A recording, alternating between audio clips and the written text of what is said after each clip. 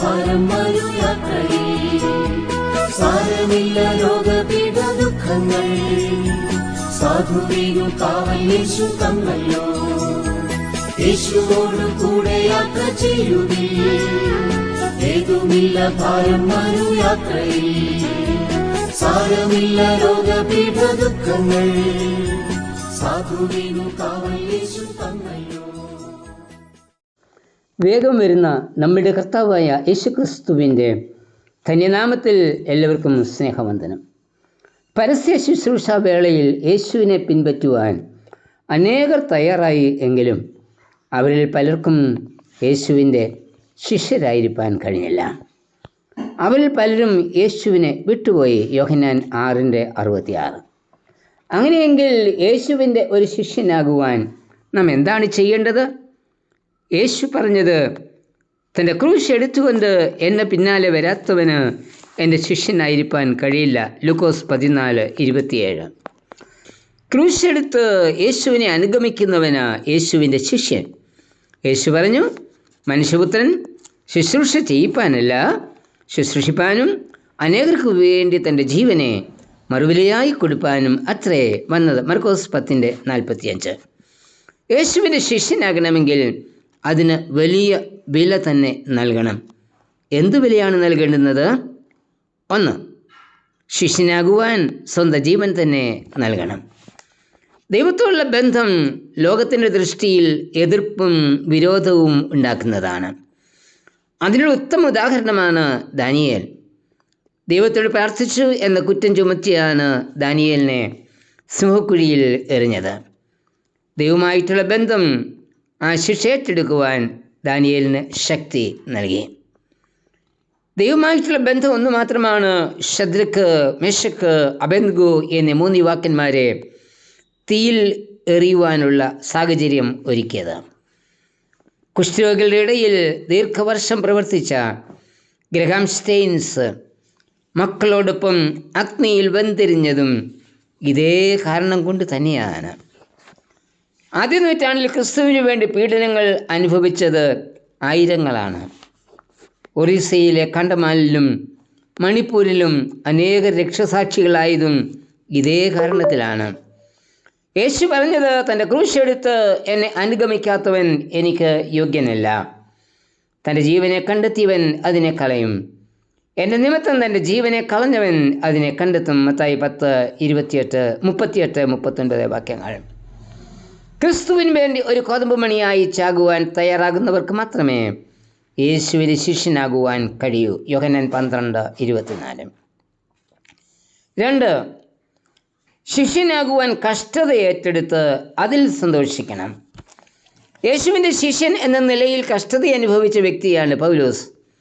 പൗലോസ് പറയുന്നത്, ശിക്ഷിക്കപ്പെടുന്നവർ എന്നിട്ടും കൊല്ലപ്പെടാത്തവർ, ദുഃഖിതർ എങ്കിലും എപ്പോഴും സന്തോഷിക്കുന്നവർ, ദരിദ്രർ എങ്കിലും പലരെയും സമ്പന്നനാക്കുന്നവർ, ഒന്നുമില്ലാത്തവർ എങ്കിലും എല്ലാം കൈവശമുള്ളവരായി തന്നെ. 2 കൊരിന്ത്യർ 6:10.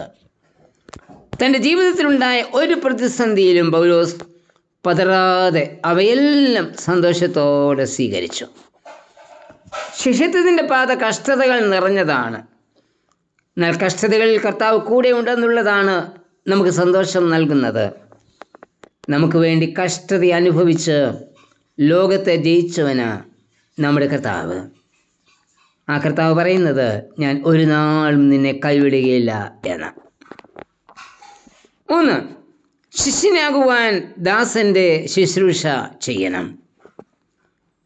യേശു തന്നെക്കുറിച്ച് പറഞ്ഞത്, മനുഷ്യപുത്രൻ ശുശ്രൂഷ ചെയ്യിപ്പാനല്ല, ശുശ്രൂഷിപ്പാനും അനേകർക്ക് വേണ്ടി തൻ്റെ ജീവനെ മറുവിലയായി കൊടുപ്പാനും ആണ് വന്നത്. യേശു ശിഷ്യന്മാരോട് പറഞ്ഞത്, നിങ്ങളിൽ ഒന്നാമനാകുവാൻ ഇച്ഛിക്കുന്നവൻ ഒടുക്കത്തവനും യജമാനാകുവാൻ ഇച്ഛിക്കുന്നവൻ ദാസനും ആയിരിക്കണം. മത്തായി 26:20-26-27 വാക്യങ്ങൾ. യജമാനനായി നേതൃത്വ സ്ഥാനത്തിരുന്ന് കൽപ്പന കൊടുക്കുന്നവരെ അല്ല യേശുവിന് ആവശ്യം. യേശുവിന് വേണ്ടത് ശുശ്രൂഷ ചെയ്യുവാൻ ഒരുക്കമുള്ളവരെയാണ്. അതാണ് ശിഷ്യത്വത്തിൻ്റെ വില.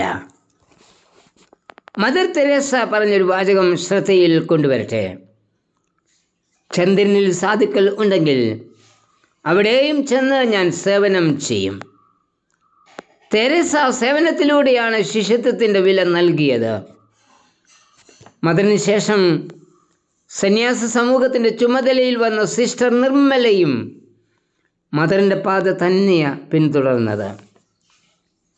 നേപ്പാളിലെ ഒരു ബ്രാഹ്മണ കുടുംബത്തിൽ ജനിച്ച നിർമ്മല മാസ്റ്റർ ബിരുദത്തിന് ശേഷം 1958 മദറിൻ്റെ സേവനത്തിൽ ആകർഷിക്കപ്പെട്ട് സന്യാസ സമൂഹത്തിൽ ചേർന്നത്. തനിക്ക് ലഭിക്കാമായിരുന്ന എല്ലാ പദവികളും ഉപേക്ഷിച്ച് സേവനത്തിനായി തൻ്റെ ജീവിതം സമർപ്പിച്ചു. 2015 ജൂൺ 15 സിസ്റ്റർ നിർമ്മല മരിച്ചു. അപ്പോൾ ഇന്ത്യൻ പ്രധാനമന്ത്രി മോദി പറഞ്ഞത് സേവനത്തിനു വേണ്ടി ജീവൻ ഒഴിഞ്ഞു വെക്കുകയും പാവങ്ങളെയും ആലംബഹീനരെയും ശുശ്രൂഷിക്കുകയും ചെയ്ത സിസ്റ്റർ നിർമ്മല എന്ന ക്രിസ്തു ശിഷ്യൻ ശ്രേഷ്ഠദാസനായ ക്രിസ്തുവിൻ്റെ മാതൃക പിന്തുടരുന്നവരായിരിക്കണം.